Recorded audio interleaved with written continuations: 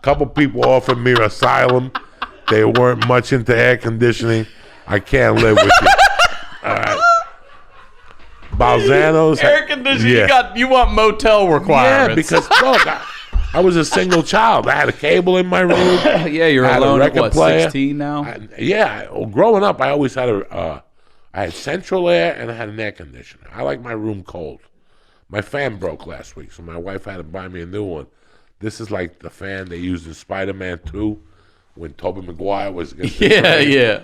But right now, with all the shit I see, there's kids at home fucking dyeing their head purple, making $1 million a year, telling people they're selling products or whatever. It doesn't take salesmanship you learn from your ball sack, hustle.